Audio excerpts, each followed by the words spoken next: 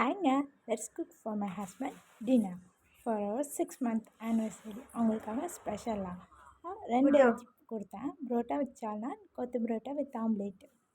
அவங்க வந்து புரோட்டா வித் சால்னா தான் ப்ரிஃபர் பண்ணாங்க.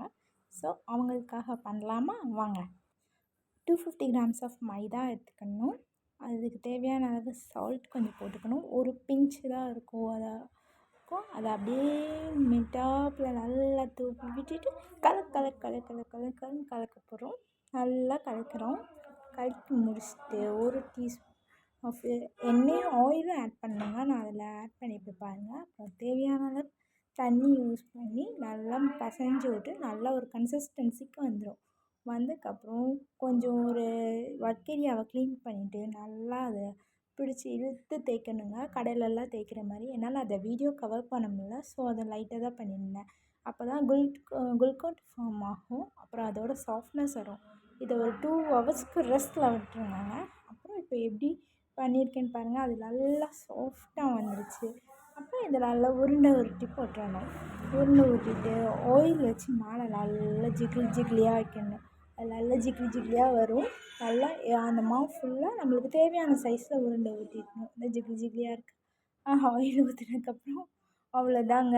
சிம்பிள் தாங்க புரோட்டா பண்ணுறது. ஒன்றும் பெரிய இதெல்லாம் இல்லை. நீங்கள் பிகினர்ஸ் ஃப்ரெண்ட்லி அதனால் இதுதான். அப்புறம் எப்படி இதை ரவுண்ட் பண்ணலான்னா, இது ஒரு 3 methods தான் நான் பண்ணியிருந்தேன். ஃபஸ்ட்டு பிளேட்டில் வச்சு அதை டம்ப் பண்ணிட்டு அப்புறம் நல்லா இழுத்து விட்டுருங்க. எவ்வளோ முடியுமோ அவ்வளோ இழுத்து விட்டுருங்க.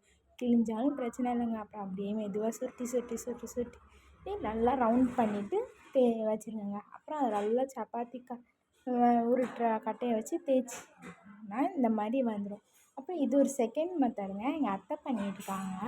அதையும் உங்களுக்காக நான் கவர் பண்ணியிருக்கேன்.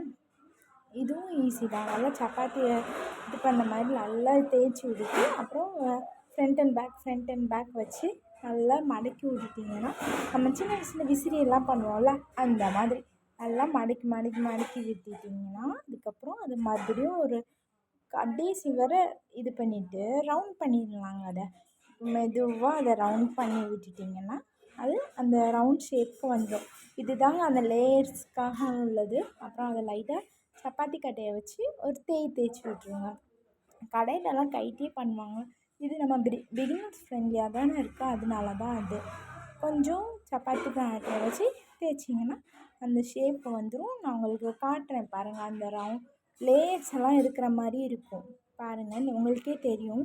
ரொம்ப சாஃப்டாக வந்துச்சுங்க.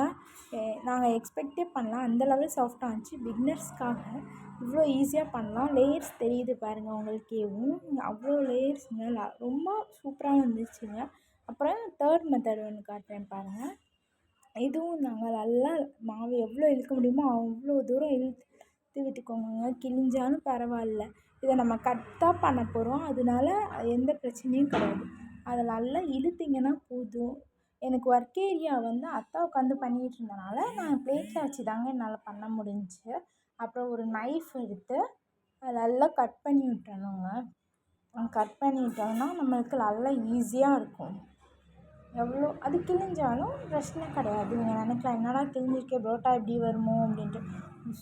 ரொம்ப சாஃப்டாக வந்துச்சுங்க. ரொம்ப சாஃப்ட்டு. நாங்கள் இவ்வளோ சாஃப்டாக வரும்னு நாங்கள் எக்ஸ்பெக்ட் பண்ணவே இல்லை. ரொம்ப சாஃப்டாக வந்துச்சு. நீங்களே பாருங்களேன். நல்லா கட் பண்ணி விட்ருங்க. எல்லாத்தையும் ஃபுல்லாக உட்காந்து கட் பண்ணிட்டிங்கன்னா உங்களுக்கே தெரியும்.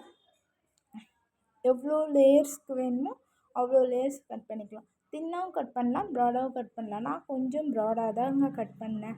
ஏன்னா எங்கள் வீட்டில் கொஞ்சம் ப்ராடாக இருந்தாலும் பிரச்சனை இல்லை. சின்ன பிள்ளைங்க இருந்தாங்கன்னா அவங்களுக்கு வந்து அது ரொம்ப தின்னாக கட் பண்ணிங்கன்னா நிறையா லேயர்ஸ் வரும். எங்களுக்கு இதுவே நிறையா லேயர்ஸ் வந்துருச்சுங்க.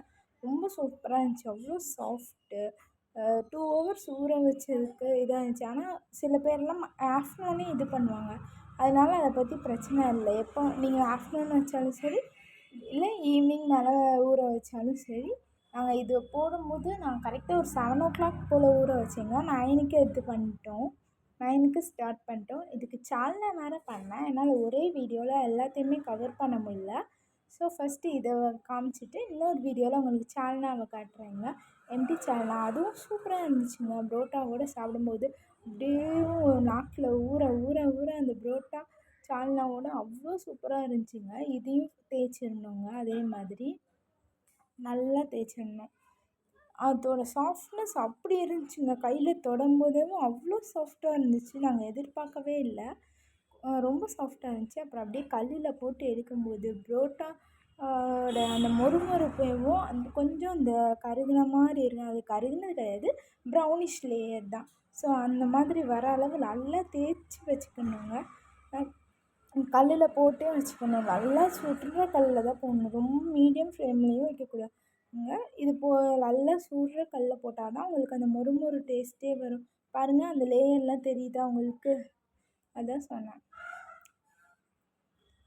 இப்போ கல் நல்லா ஹீட் ஆகிடுச்சிங்க. இப்போ நம்ம கல்லில் எடுத்து போடலாம். நல்ல ஹீட்டில் இருந்தாங்க இருக்குது. இப்போ போட்டிங்கன்னா உங்களுக்கே தெரியும். இந்த ப்ரௌன் கலர் லேயர்ஸ் வந்துடுச்சா, அது நல்லா ப்ரௌன் ஆகணுங்க. ஆயில் தாராளமாக ஊற்றலாம், ஒன்றும் பிரச்சனையே இல்லை. ஸோ நல்லா வந்ததுக்கப்புறம் உங்களுக்கே தெரியும் அது எப்படி இருக்குது, எவ்வளோ டேஸ்ட்டாக இருக்குதுன்னு நீங்களே பார்ப்பீங்க. நீங்கள் ட்ரை பண்ணலாங்க. ஃபுட்டில் இப்போ தான் எனக்கு புரோட்டாலாம் பண்ண தெரியாது அப்படின்னு நினைக்கலாம் வேணாங்க. இதை நீங்கள் ட்ரை பண்ணுங்கள், கண்டிப்பாக உங்களுக்கு சூப்பராக வரும். அவங்க என் ஹஸ்பண்டுக்கு போய் சர்வ் பண்ணலாம். அவங்க என்ன சொல்கிறாங்க பார்க்கலாம்.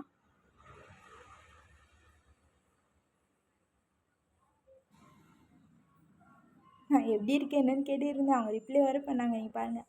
ஓகேங்க, see you in the next video. Bye from Honey.